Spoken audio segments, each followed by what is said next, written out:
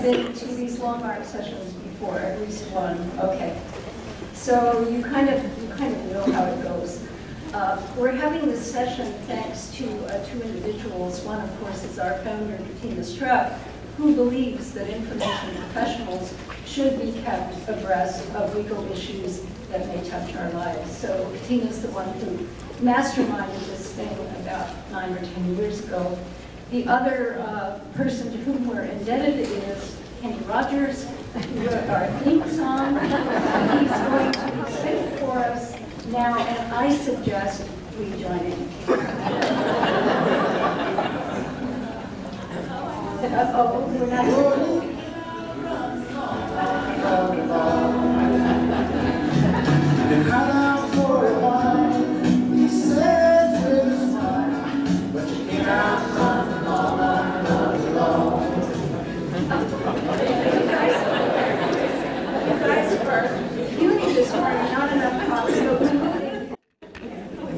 So here we are for the 9th year in a row. And since many of you have been here before, you know that we usually have 2 or 3 excellent speakers who introduce us to various events of the past months that are of some value to us. This year we have 2 wonderful speakers, again, as always. Let me first mention Bill Hannay, who is no stranger to most of you who raised your hands. Bill is partner in the Chicago-based law firm Schiff, Hardin. He represents regularly corporations and individuals in civil, antitrust, and complex litigation. He's an adjunct professor at the Chicago-Kent College of Law. He teaches courses in antitrust law and international business transactions. He's held many leadership positions with the American Bar Association and is a regular speaker at the Charleston Conference. I think in the 9 years, he was only absent for one of them. So Bill is a favorite return speaker, and he speaks at other sessions as well. He's author of numerous books on antitrust and unfair competition, as well as related aspects, and has had his books published by all the leading legal publishers in North America and beyond. He earned his JD from Georgetown University, his BA from Yale. He served with commendation in the US Army, in Vietnam, and after law school, he was a law clerk to Justice Tom C. Clark of the US Supreme Court and Judge Myron Bright of the US Court of Appeals for the 8th Circuit. He also did some time as an assistant district attorney for New York City. Now, I introduced Bill first because I accidentally muddled my slides. Our first speaker, in fact, will be Kenneth Crews. Kenneth is an attorney, author, professor, and international copyright consultant. I think he's quite well known in the library community. He's been doing work for our associations for probably at least 25 years. At least 25 years. So for over 30 years, his research, policy making, and teaching have centered on copyright issues of importance to education and research. He too has written numerous books and articles. He established and directed this nation's first university-based copyright office at Indiana University, and he was later recruited to establish a similar office at Columbia. He's now based in Los Angeles. He earned his law degree at Washington University, St. Louis, and also an MLS and PhD degrees from UCLA. The World Intellectual Property Organization, WIPO, commissioned him a few years ago to analyze copyright statutes from 191 member countries of the UN to inform current discussions in Geneva about possible treaty language. We've had a hard time getting Ken here because he's always off to Geneva on some kind of WIPO conversations, but this year we managed to circumvent that. I don't know how we did it, but we did. He has been an invited speaker on college and university campuses and conferences in 44 states and on 6 continents. So those are our 2 speakers. The way we're going to do it is we will start with Kenneth Crews, and And once Kenneth is done, since I've already introduced Bill, we'll just move right into Bill's presentation. They'll have 20+ minutes each, and after that, I hope we will have enough time to do some question and answer with the audience. I think there's also a little bit of a break after this session before the next one, so you'll have a chance to come up and talk with our speakers. So thank you very much, and let's get on with it.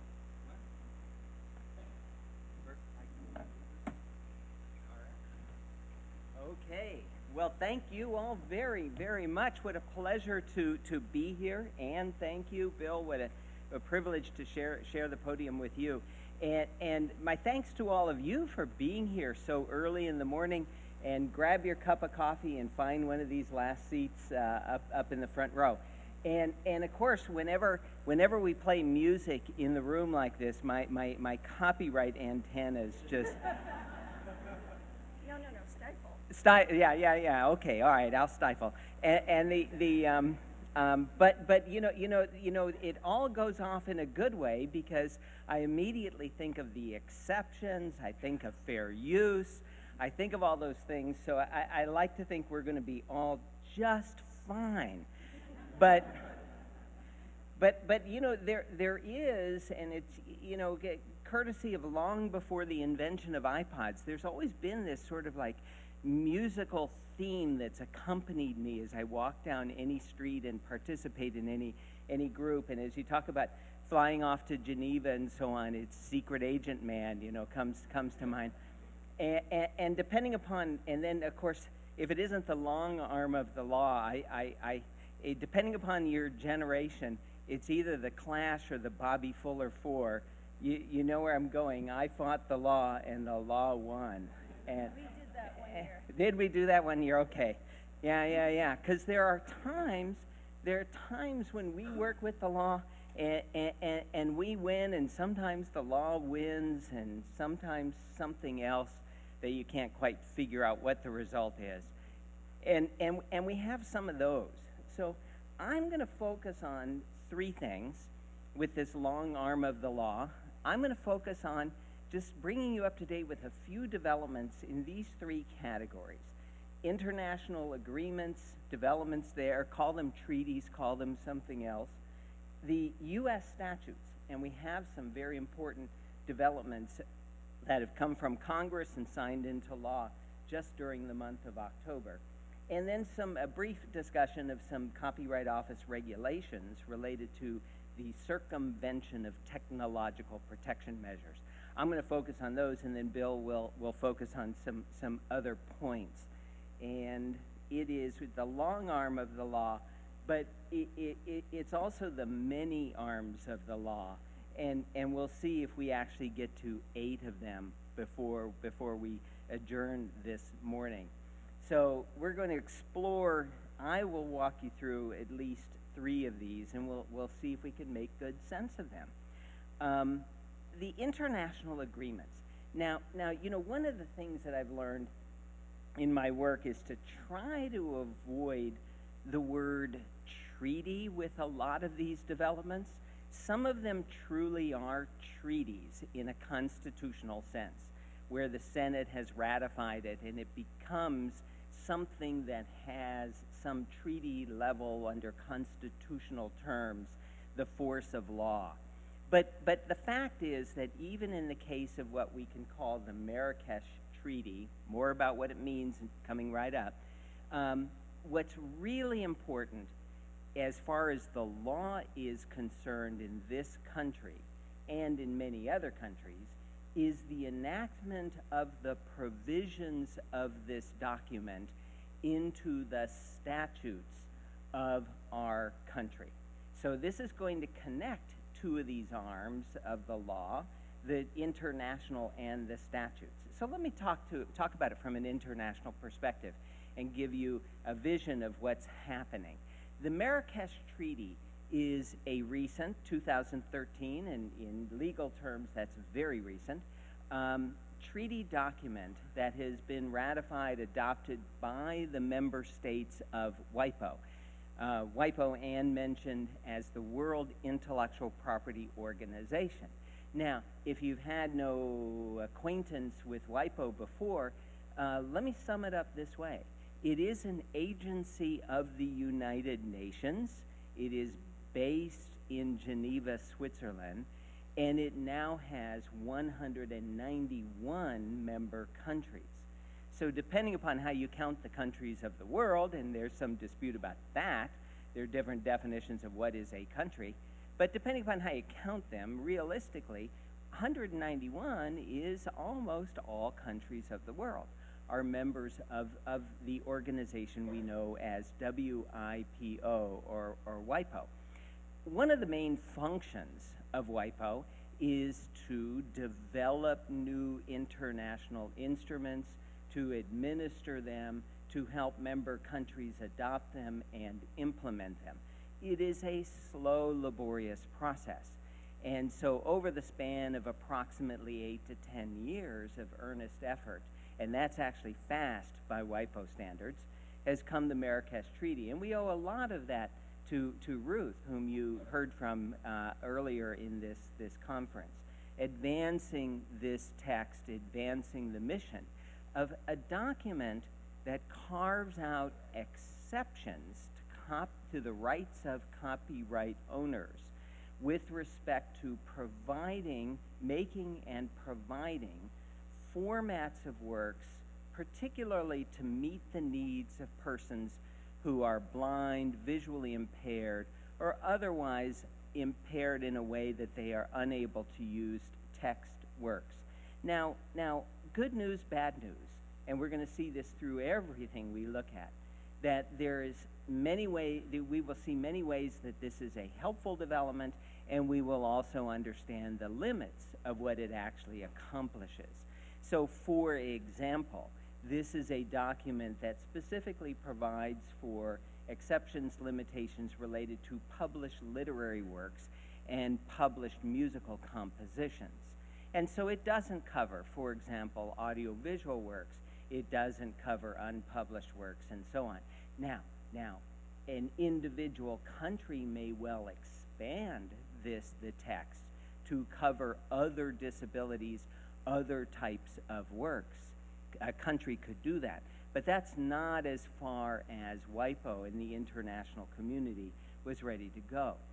On the other hand, whatever it does, there's something extraordinarily powerful and new that's part of this document, and that is the cross-border provision.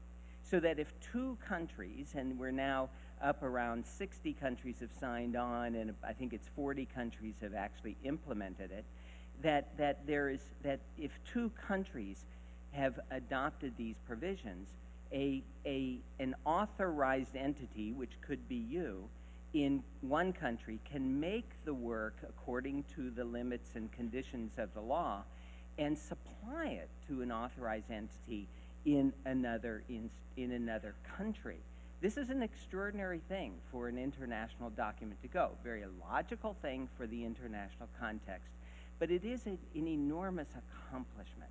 And it signals, this document signals not only the support for persons who have these needs, but it also signals very strongly that indeed WIPO is going into the exceptions business. WIPO has really always been principally about protecting works, and this is about protecting the public's interest in those works. It is also an enormous and important step forward with respect to the international transactions that we are all finding ourselves involved in. Now, my role, my participation in developments in WIPO has been largely focused on this second point about exceptions, possible exceptions for libraries and archives. Also on the list may be some exceptions, limitations for education. That's slowly coming up behind. But the exceptions for libraries and archives, it is not at all as far along as the Marrakesh Treaty in providing needs, exceptions for persons who are visually impaired. But we're seeing some movement to determine some kind of instrument that may cover preservation, copies for research, and copies by libraries for many other reasons, maybe including data mining, text mining, and many other uses. all to be determined. But there are also some procedural kind of concepts that are at least part of the discussion, where it goes to be determined. But what's the relationship between a legal exception and the contract or license? Can the contract override and waive that exception? That's where we are right now in the law. Will that continue? To be determined. And I think most important, at least in the international context, is we need to advance the use of digital technologies. And in the laws for libraries around the world, sometimes it's not clear whether you can use digital technologies, and sometimes it's explicitly left out. And we need to be able to change these laws all around the world, actually, to be sure at a bottom line that digital technologies apply. So let me talk about statutes. And this is what I promised would connect straight into the international. So the United States has ratified the Marrakesh Treaty, but to make it law of our country by the terms of that ratification, it needs to be enacted in the statutes. And we have done that. We had an exception, we have had since 1996, I believe it is, an exception for the benefit of persons who are blind or otherwise visually impaired, Section 121 of the Copyright Act. And what the law that has been enacted by Congress, signed into law during October, just within the last month, does is it modifies 121 and adds a new 121A to adopt all of the provisions related to the Marrakesh Treaty. Now, we have adopted it strictly in accordance with the Marrakesh, in the sense that it applies only to certain classes of work, published literary works, published musical works, formats to serve persons with the defined disabilities. And one of the statutes is largely, to generalize, is largely about domestic U.S. uses, while others are about international and cross-border uses. So the really good news is that the United States is there, and that we have adopted these provisions, enacted them into our statutes, and they are available for us to use as libraries, as educational institutions, for the benefit of the persons we serve who have the need. Another new statute, also from just October of this year, called the Music Modernization Act. Now, if you look up the news articles about this, it's mostly about music industry specifics related to compulsory licenses and so on and so on and so on. Very, very important, enormous developments, but I'm guessing not your issues. But there is a big part of this Music Modernization Act called the Classics Act that is your issue, because it is a set of provisions that creates a whole new chapter in the Copyright Act, creating a body of law that Congress took the time to make sure we realize is not copyright law, but is a quasi-copyright thing that looks like copyright law. It is part of the copyright law, but is not to be called copyright protection. And it is a new set of legal rights belonging to some not clearly determined rights holders that has a kind of quasi-copyright protection that really does look a whole lot like what it would be for, wait, I skipped the most important part, pre-1972 sound recordings. Now, this is a big deal. Now, I know what you're saying. Wait, isn't that a new chapter right alongside that one that only applies, I'm not making this up, only applies to the design of boat hulls? And the answer is yes, except there are a lot more people in the pre-1972 sound recording business than there are in the boat hull business. This is a big deal, because to sum it up, the sound recordings, whether of music or a presentation at a conference, a political speech, a poetry reading, whatever it might be, sound recordings were not protected by U.S. copyright law until February 15, 1972. That's when the law changed. The Beatles had already come and gone by that time. The Best of the Beach Boys, was recorded before that date.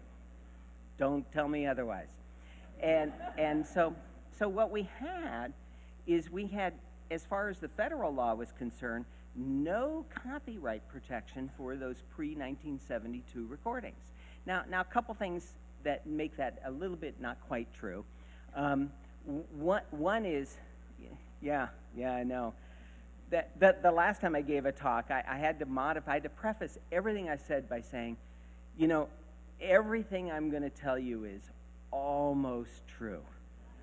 Almost, cause I know, because it's a complicated beast that we're dealing with here. But the upshot of it is that pre-1972 sound recordings, there was a little bit of what we can call state common law, sometimes statutory, but essentially a state law protection. Highly undeveloped, highly uneven. You know, a dozen or 20 states had something that we knew about in the law. The other states we weren't sure about in the slightest.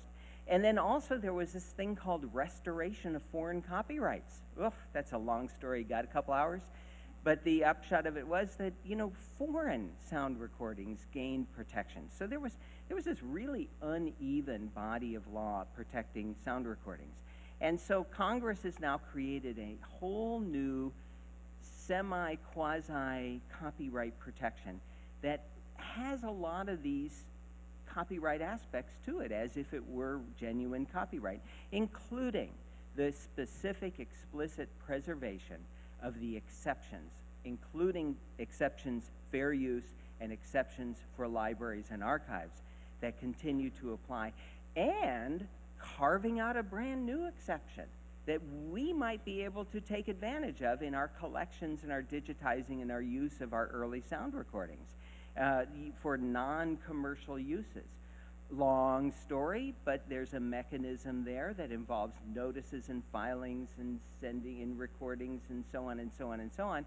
But it's there. It's there. It's something we may be needing to take advantage of.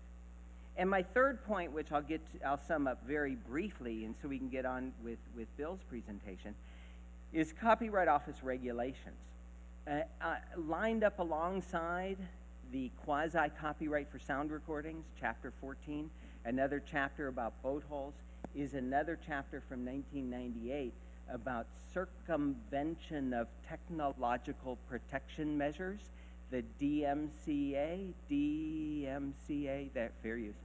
And and this is a prohibition against circumventing technological protection measures, and with some statutory exceptions, including one for libraries that maybe you've had the opportunity to use, and then a construct. For every 3 years, the Library of Congress will issue regulations creating regulatory exceptions, allowing the cracking of codes, the circumventing of technological protection measures in order to access and use the copyrighted content in that resource. And those are due out every 3 years. And so at the end of October was one of those 3-year cycles, and we have new regulations. And the best part about this new set of regulations is the Copyright Office, working with the Library of Congress, said, let's experiment with a streamlined process to renew the previous regulations, subject to a proper review and a chance for the public to comment on them. Very, very important. And so that's what they did. And the result is that the last cycle of regulations are continued forward into the next 3-year cycle. Think about the law. You know, what we were dealing with was a set of regulations that were due to end every 3 years.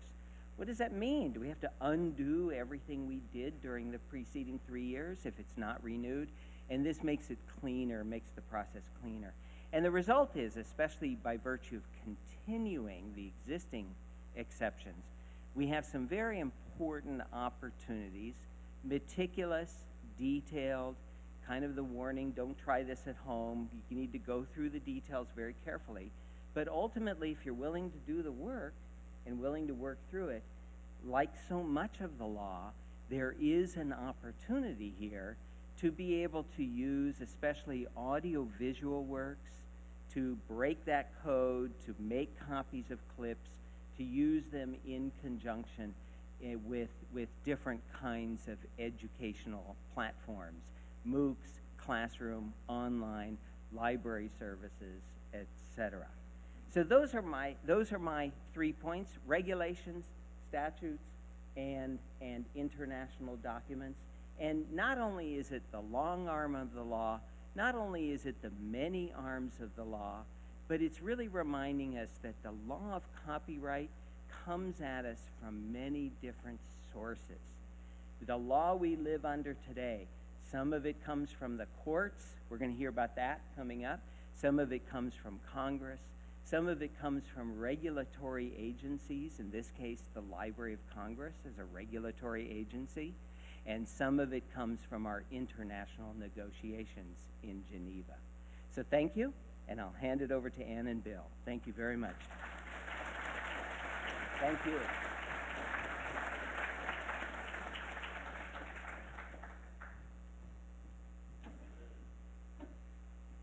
Thank you, Kenny. That was pretty important stuff. So now I'm going to talk to you about a few more whimsical aspects of the law, recent cases that are developments, some of which we have touched on in prior lectures, and some are new things. So,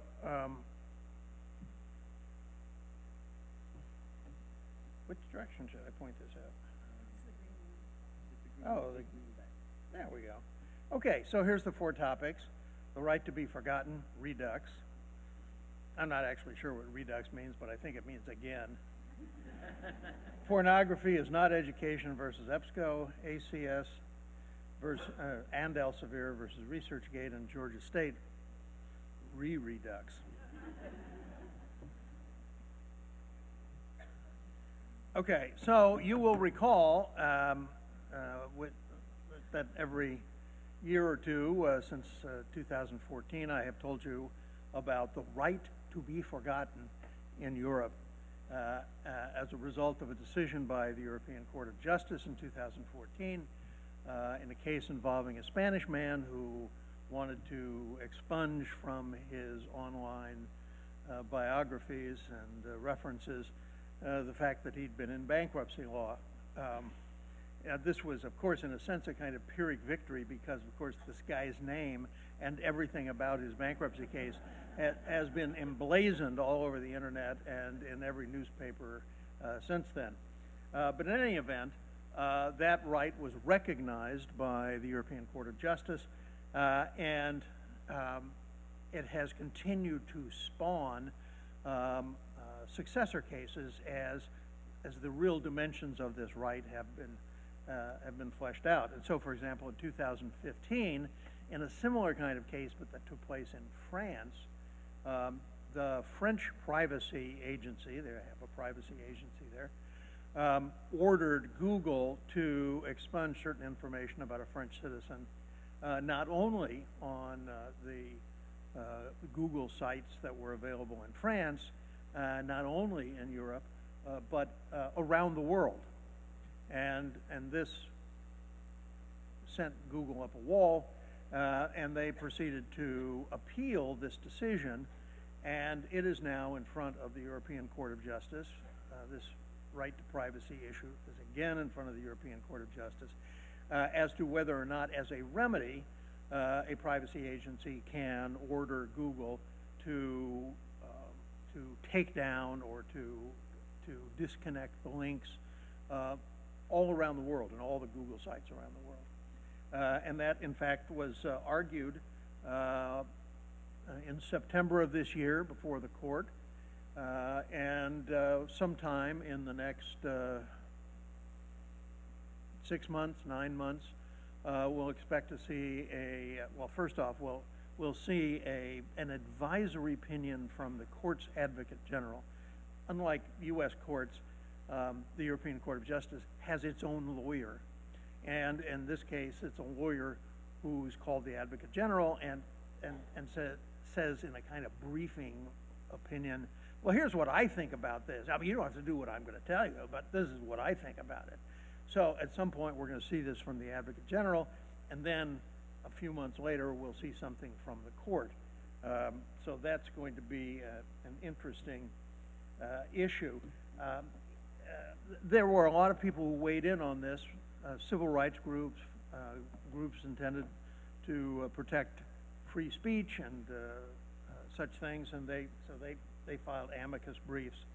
And my bet is what the court is going to do is say, well, if there's a free speech issue here, it's a free speech issue that would have existed if you just had an order involving France. And you claim that you're not really fighting the order in France or even in the EU. You just don't want to make it beyond that. So we don't really see why there's a real free speech issue if there's not one in the home country. So that's my guess as to where that's going to go. But you know, that and $2 will get you on the subway. You know, in the meantime, this whole mechanism that was established as a result of the first case in 2014 continues to grind forward. And so since 2014, a mere 4 years, Google has had to deal with 2.7 million requests to take down information. And they said that they have granted these requests at 44% of the time, which means about 1.2 million. But even then, the battle may not be over because, for example, in England, a British gentleman asked to have something taken down relating to a conviction that he had suffered as a result of intercepting communication, sort of wiretapping kinds of things. And he'd gotten sentenced to jail about a decade ago. And so he wanted to have this expunged. And a British court said, yeah, you should. That should be. And there was a companion case where a guy had a little more serious kind of offense and was sentenced to a little more time. And they said, no, you don't have to take it down in that case, because that's important to know about that case. So these are constantly developing. Okay, now I know you've been waiting for this one. I won't actually say the first word. I'll just refer to it as the P word. The P word is not education versus EBSCO and the Chicago Library Consortium. Earlier in the month of October, a group of concerned parents in the Colorado school system brought a lawsuit against the Colorado Library Consortium and EBSCO, claiming that EBSCO's database was fraught and filled with pornography. That immediately increased their business. But no, this is serious stuff, so please. But the claim was that that you could go onto the EBSCO website or database, and you know, if you did the search right, you would be able to find articles that discussed all sorts of weird things, and you know, P-word kind of things, and that this should not be permitted, and that school children are exposed to this, and isn't this terrible? So the very fact that these kinds of claims had been made has itself a sort of suppressive effect on free speech and other kinds of issues. And so a number of school districts around the country, as soon as these kind of claims get made, have terminated their contracts with EBSCO without really ever getting into the merits of whether this is or isn't true. And so I believe 130 around the country school districts have terminated their arrangements with EBSCO. Now, this is a little like the story that my dad used to tell about the woman who was in a motel, and she called the manager to complain that there was a naked man prancing around. And so the manager came to this motel room of this lady, and he said, "Where is this naked man?" And she said, "Well, if you get up on this stool and you open the window and you look out into the room next door, you can see the bathroom, and there's a guy in there who's prancing around naked."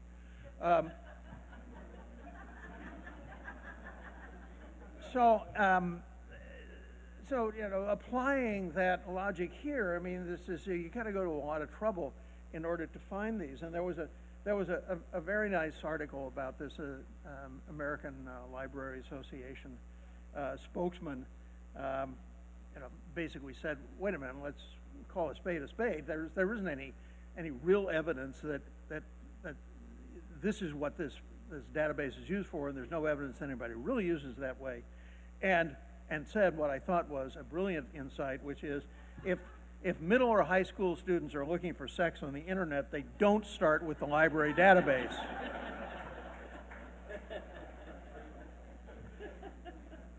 So, in any event, this fight is going on, and it's a real lawsuit in a real court, and we'll see what happens.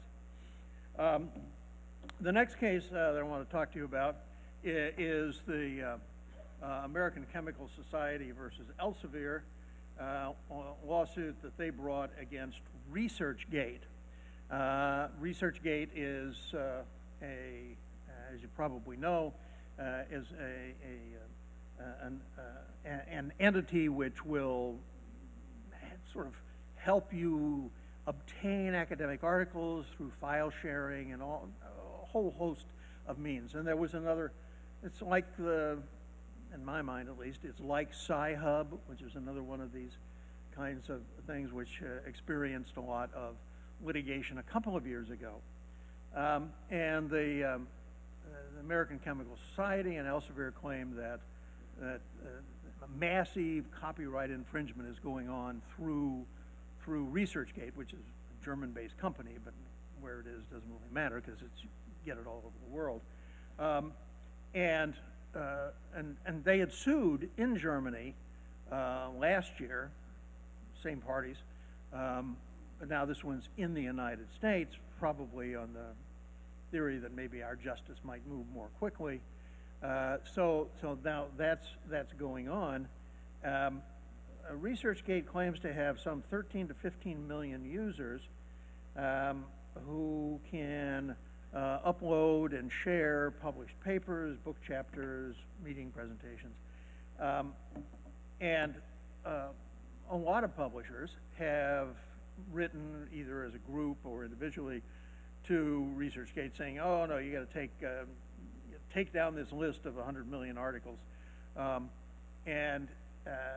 So Researchgate has been trying to respond to that and claims to be cooperating, but they said, well, actually what you need to do is give us a takedown demand for each document, and that way we can process it better, which is a little bit hard to deal with and impractical, and that's why this lawsuit followed. Is this lawsuit something that really challenges the whole open access movement? Some people claim, oh yes, this is really an assault by publishers who are trying to halt the open access movement and to require people to always pay for access to articles and things. And I don't know whether that's in fact the motivation or whether that's in fact what they're hoping will happen. But it's an issue that is of concern and is probably one that will need to be watched closely, because how it comes out could be an overblown reaction to the situation, although the publishers clearly think this is a problem. Then we go to Georgia State Redux. And I say Redux not because my tongue is not working this morning, but because this is now the third time that the district court judge in this case has been asked to think it through again. It's going back a number of years, a decade really. Publishers sued Georgia State for its policies about course packets and copying course materials from journals and from books and things and making them available to students. And then it sort of segued from there into an electronic database where the university would basically have electronic versions of chapters and articles and things that they would assign to students. And at least with respect to the electronic versions, they were not paying anything to any publishers for using this material. And they got sued. They defended on the ground, Georgia State defended on the ground that this was fair use. It was fair use to copy whole articles or copy chapters out of books and make it available. And they were in front of a judge named Orinda Evans, a very well-respected district court judge who held lengthy hearings and eventually entered an order finding that almost all of the challenged uses were in fact fair use. So the case then goes on appeal to the 11th Circuit in Atlanta, which is the circuit that covers her court. And the Court of Appeal said, well, you did some things right and you did some things wrong, but there's these 4 tests that you need to apply, or 4 aspects of the issue in order to determine whether something is or is not fair use. And basically, with all due respect, you bungled it.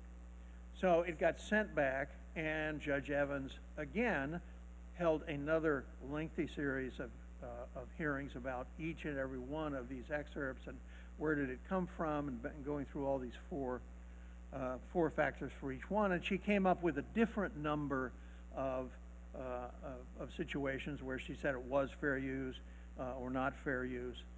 Goes up on appeal again to the 11th Circuit, and last month they issue another opinion, Georgia State 2 from the appellate court, which said, sorry, you didn't do it right again. And so now it's being sent back once again. And each and every time, the 11th Circuit has worked to develop and expand and elaborate on how do you do a real analysis for fair use. And so now if you take Georgia State 1 from the 11th Circuit and you add Georgia State 2 and you sort of shuffle them together, you come up with a very elaborate set of standards for how you judge whether or not something is or is not a fair use, at least in the context of this nationwide tendency of universities and libraries to create electronic files which can be used by students for their course studies.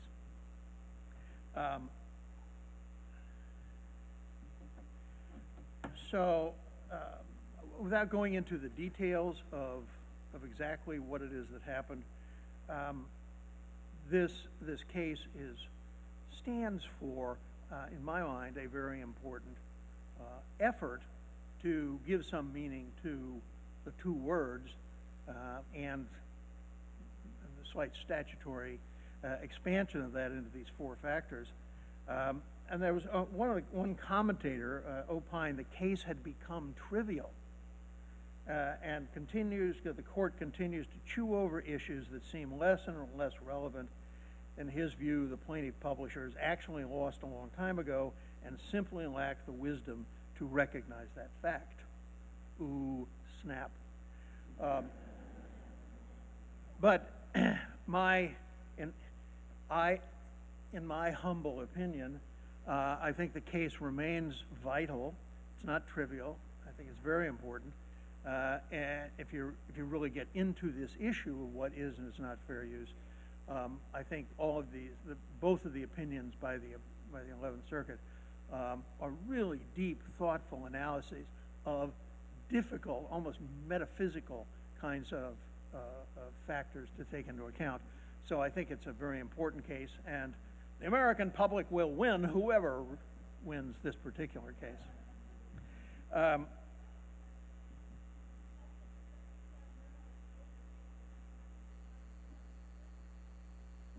No. Not yet. I don't think she actually gets that choice. So we come now to the moment I know you've all been waiting for.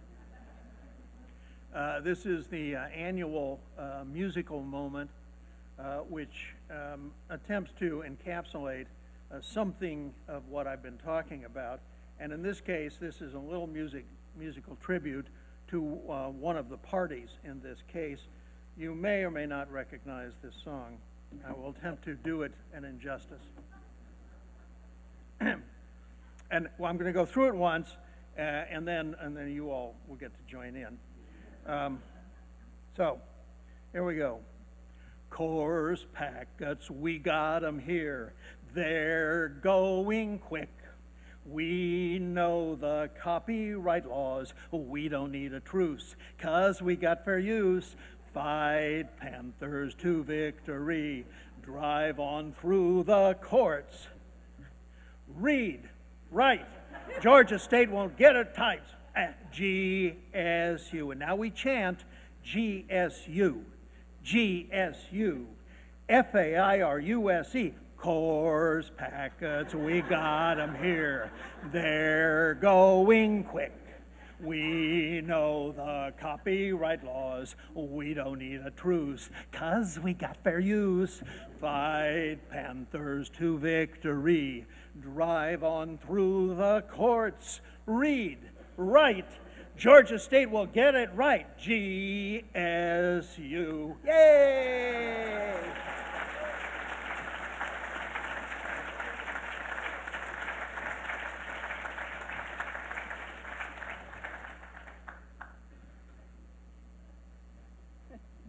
Well, now that we've done that, we can all go home, right? He does do this year after year, as we all know. We've got time for questions, comments. We've got some microphones. Go for it. And if you don't go for it, I'm going to ask a very boring question, so please save yourselves from that. If you can go over to microphone, that would enable us to hear you. And maybe you can tell us who you are. I'm from the Medical University, and I teach some copyright courses. And one of the It's not on. one of the classes, or one of the examples I use in my class, is the Bonobo Selfie. I was wondering if you had any opinion on that, because it seems like it's going to affect Nature, the TV show, and Animal Planet, and all of those commercial TV shows. It's the monkey selfie. Yes. Yeah. Or you've got a mic there. Oh, I got a microphone here? Whatever. Yeah, but I can't see her. Would you send me a selfie of yourself so I can? Yeah, all right. Yeah, the question, if you couldn't hear it at the other end of the room, was about the monkey selfie. Is we know it? Yeah, yeah, and an animal, a non-human. Let's just sum it up that way. As snapping a selfie in the wild, and is that a copyrighted work at all? Now, you know, the general rule, if you're new to copyright, it might take you by surprise to learn that just every original work that's fixed in a tangible medium is instantly, automatically protected. But, you know, there has been, we have had over the years cases involving accidental works, or my hand was moving with the power of the heavens and the gods, you know, and so it's not really my human work. And the courts have had to sort through all of these. And actually, your bottom line question was, do you have any comments on it? I'll just say I think it's the right decision to say that a work where the bulk of the vision of that work is done by a non-human is going to not have copyright protection. And the challenge for us moving into the future is really what's the borderline between that and artificial intelligence and other sort of mechanical and computer-generated works. This is going to be a challenge. You know, but in the meantime, you know, one time years ago, I look at the website for the gorilla art, and there's the work with the paintbrush and the gorilla, and it's got a notice on it claiming copyright by the gorilla organization, and as work made for hire, and you know, and I just, you know, I thought, well, where's the employee in this deal? And you know, whose taxes were withheld? I don't know. And so, you know, there are just a lot of complications where sometimes the law just doesn't fit. Yeah. Bob Sandusky, University of Illinois at Chicago. And I was wondering if you might comment on how the GDPR, as that rolls out and, you know, everybody's basically implementing banners on the websites, how might that affect publishing and the academy going forward, and you know, what also do you think might be happening in the U.S.? By the way, I'm really glad you asked that question because that was going to be my boring question. Well set up. Well, and it's actually not so boring because, you know, various of us in the U.S. are encountering this very question as we run listservs that are global in their nature.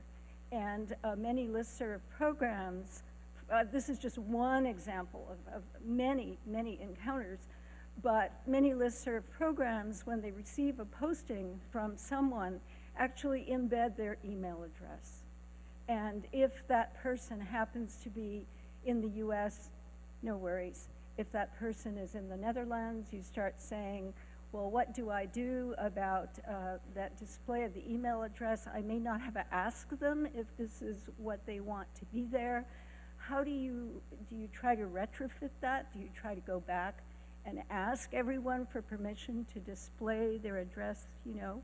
Or do you make assumptions that because they joined your group, they want to be in communication? I mean, that's just one example of many that we've come across since this was enacted in May. So I would love to hear real opinions about this. Well, I'll bite into that a little bit. The privacy rights that are embodied now in the General Directive on the right to privacy in the EU were originally intended, when they were being developed, to actually protect personal information. And so you get into this nuance of that Ann was talking about. Well, gee, is somebody's email address personal information? Well, of course, I don't know whether the EU has social security numbers. I mean, they obviously don't have U.S. social security numbers, but maybe they have some kind of similar kind of number, and that's considered quite private in the U.S. And so that would be something that you wouldn't want to disclose. But a street address, a name, it's kind of really hard in my mind to say, well, oh yeah, that's definitely the kind of private information that we want to protect. Cell phone number, I don't know, but that one probably is maybe more private than an email address. So you know, at the level of mere mailing information data, it seems to me that your best approach would be, well, let's just use it, and if anybody complains, we'll deal with it then. So that's, I think that's the way a lot of a lot of U.S. companies are dealing with some of this stuff, unless it's really obviously personal, in which case they shy away from it.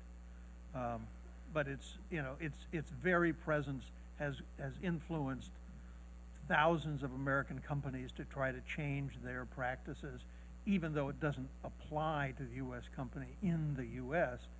The fact that they have some overseas contact that they're using overseas in membership or customer information has tended to make everyone set up new privacy policies to try to comply with it. Yeah, I would just confirm that by adding that we're even the largest companies and largest, most sophisticated organizations in Europe and in the United States are just kind of feeling their way through this. You know, where does it really take us? What does it really apply to? It might mean that, you know, maybe my name is a publicly available spot of information, but on the other hand, the fact that my name is on a list of buyers or participants or whatever the activity may be, then that may be a private fact in and of itself. So we're all just kind of feeling our way through this, and it's one of those issues where consent kind of covers up a lot of other problems. And I think that's why you see at the bottom of the screen, click here for your consent, just hoping that will do the trick when a problem finally arises. Oh yeah, and very much, it really does if it's a voluntary consent. Right. Yeah, I mean, this really struck home with me last month when I attended an annual conference in Europe, and for the first time, we had a list of attendees, but we did not get their affiliations or contacts or email addresses. So if you went home from, let's say, imagine you went home from Charleston, and there were people you wanted to get in touch with, it suddenly becomes very difficult, because when I went to the website of the Deputy Director of the National Library of Luxembourg, in this case, his email address and phone number had been eradicated from the website. So, you know, it just, by way of going about your daily professional business with people who don't live in your country, it gets more complicated. So I hope that this kind of sorts out, and that community norms come to have a bearing on the expectations here. We've got time for one more. Boring, non-boring question? Anybody? Aha. Is the 11th Circuit Court of Appeals basically trying to make the fourth market factor be the veto over all of the others? That's interesting. It was treated by Judge Evans as of equal significance, although I was weak, of course, was not weak properly. But the fact that it was just sort of mathematical thing, 25%, 25%, factor, they said, no, it's got to be more qualitative than quantitative, so they sent back part of that. But it was quite clear, I think, right, that market impact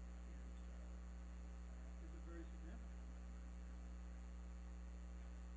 Not necessarily outweighing all the others, but certainly have special recognition.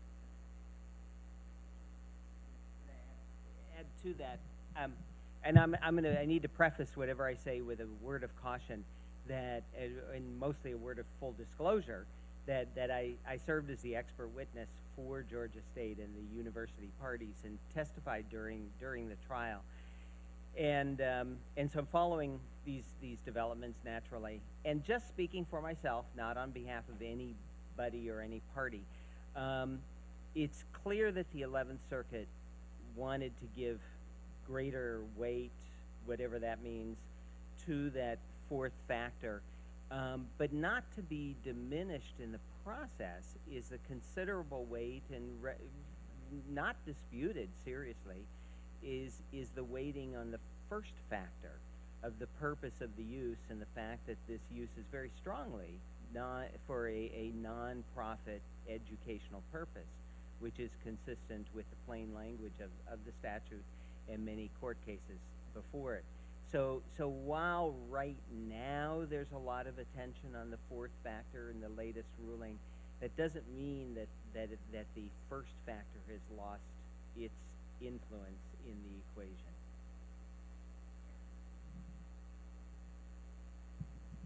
Well, if you want to hear what our speakers next year think is important, you'll be back here. And meanwhile, join me in thanking them.